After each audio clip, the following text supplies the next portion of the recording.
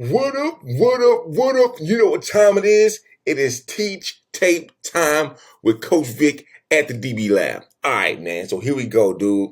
All right. So this is some Saturday film that I accumulated on Saturday through watching, of course. You know, being a fan, but I also got to do work, so I got to make sure I get clips and grab clips and whatnot. And this is a great one right here, man, to teach some goal line stuff, kind of go over some goal line techniques. Yeah, break some stuff down. We have number one here with Washington is on Rome on Doomsday, right? Something like that. So forgive me if I got it wrong, and you have number four right here with Oregon State. And hey, man, this was a great job on the receiver part, but could be a little bit better job on the defensive side of this. So this was a third down. You don't have it here, but this was a third down. I will kind of explain the play to you real bit. It was a third down. Third down, and I think it was 5 or something like that. And they're in the red zone, right? In the red zone, opportunity zone. And so, the DB, because the guy has been doing a great job, the number one guy at Washington has been doing a great job. They've been playing off, right? Because he's been doing a great job of the fade and things of that sort. So they're playing off, trying to take the fade away, right? And that's perfectly fine. I understand, and I'm with that. My concern here is when you take that away, you're not too far inside. Now look, actually he is pretty far inside. You can't see on this angle here, but he's probably about a yard and a half inside, maybe a yard inside of the guy, right? But he bails out here and he gets stuck. So using the shuffle technique, and he start popping up and hopping up. Now the receiver did a great job of attacking this technique. So let's see here. The receiver did a great job attacking him right here. You see that? He attacked him, right? He attacked him, made him feel like he was going slant, which, hey, I would have thought he was going slant too. My only thing here, this is the only thing I would have changed here, because look, man, I can't be high on my high horse here and be like, oh man, I would have wanted it up. No. That thing happens. When you got a good guy that's in front of you, that's a receiver, he's good. He's really crafty, knows how to use his speed. His spacing is really good. His pace is really good. If you got a guy that can use pace really well and turn up speed and turn down speed really well, it's very difficult. So if you got a guy that's really crafty, it's a challenge. So I'm not going to be on my high horse here. So I probably would have did the same thing. I would, or a couple of my DBs would have done the same thing, right? We've done the same thing, right? We'd have bid for it. We'd have bid on that, right? Only thing I would have asked him to do is to get close enough to collision a guy if you miss him, or if you're wrong on a test, right? So what I mean by that is, if I'm wrong, right here, right, I want to be in a position enough so I can kick over and collision him when he does this. Now, they're going to call a flag most likely, but I'll take 15 yards over 6 points. You get me? So what he didn't do is he got out of whack there. You see, he's too high. He got high there. He got attacked. So remember when I've discussed this several times in Teach Tape. I discussed this several times on my videos here. All right, fight or flight is a real thing for us as human beings, right? As our animalistic human beings, and survival, and for our natural survival, right? And those things kick in when we get shocked, or we get a burst of energy, right? Or a burst of electricity that's in front of us, right? Or somebody doing something like this, or a voice, right? When we're hearing, so it heightens everything, right? It heightens everything. But what happens when you go through fight or flight?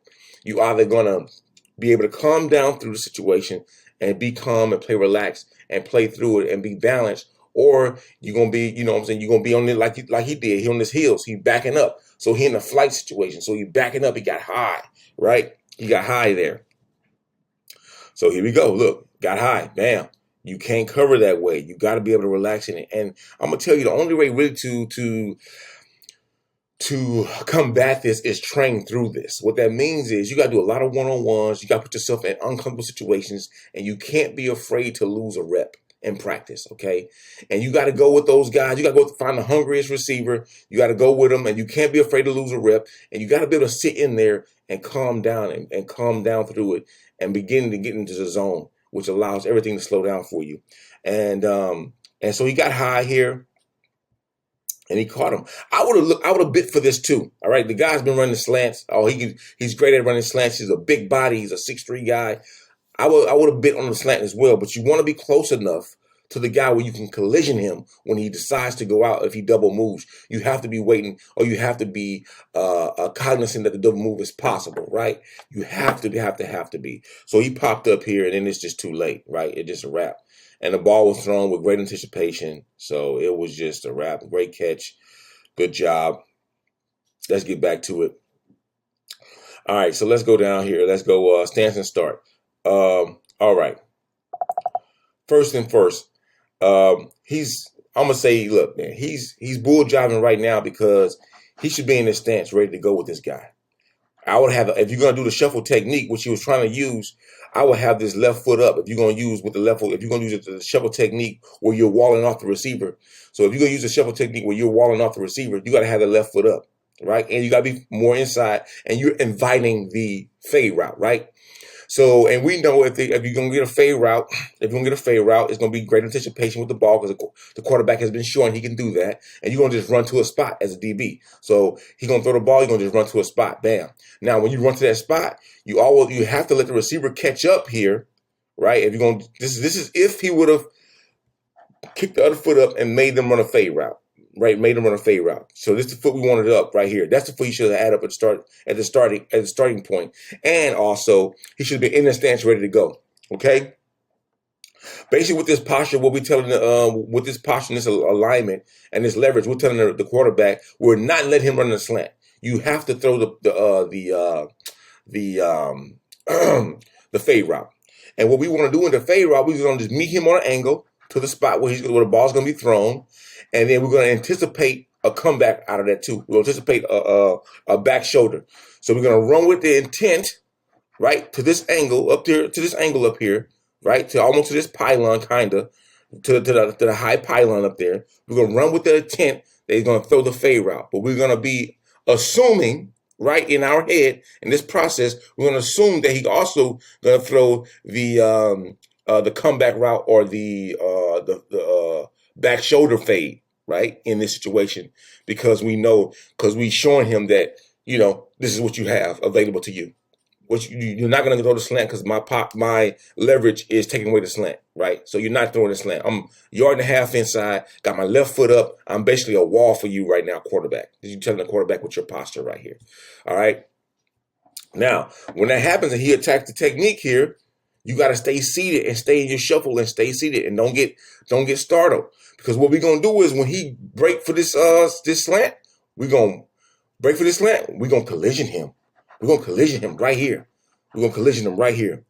Collision. Bam. You got to hit him. Don't take your eyes off of the receiver and go to the quarterback. And he didn't actually. He kept his eyes on the receiver the whole time, but he got locked up. Let's see.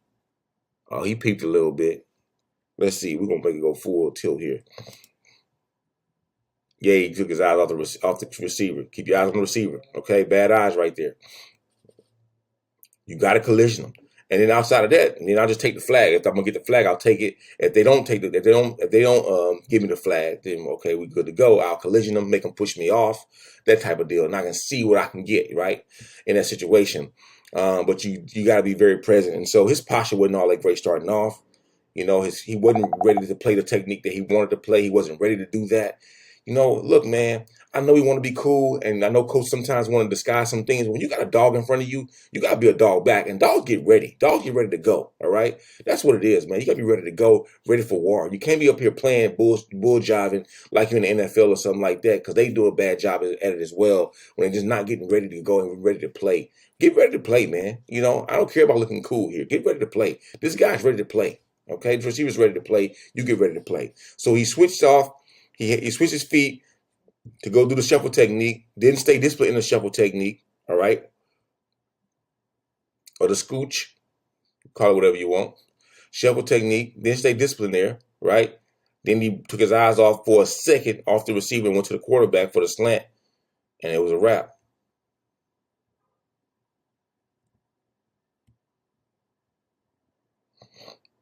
All right? And that's too easy. You gotta make it hard for the guy, man. You gotta make it hard for the guy. Good job on the angle there, but it's too late. The ball was already in the air. That's just what it is. You know what I'm saying? But you want to try to force in this situation. What I would preach to my cornerback here at Oregon State is, okay, we got this guy, and I would talk to him in the huddle before this, right? He'll know this. Hey, we want to anticipate. We want to take away the slant by our leverage and our alignment. We're gonna take away the slant. Done.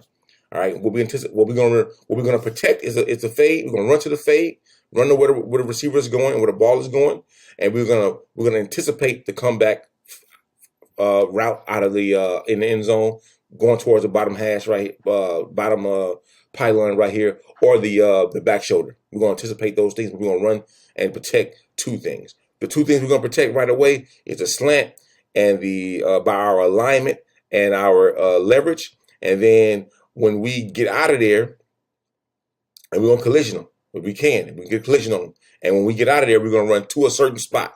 To that high pylon up here. We're gonna be running to that spot, anticipating though that we got these other things that can possibly happen, right?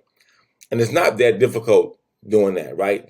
All you're gonna say is, look, man, I'm gonna play my shuffle technique. My alignment, my alignment, and my stance should take away them thinking that they want to run a slant. They still might be confident enough to do that. They still might, but we're gonna focus on that.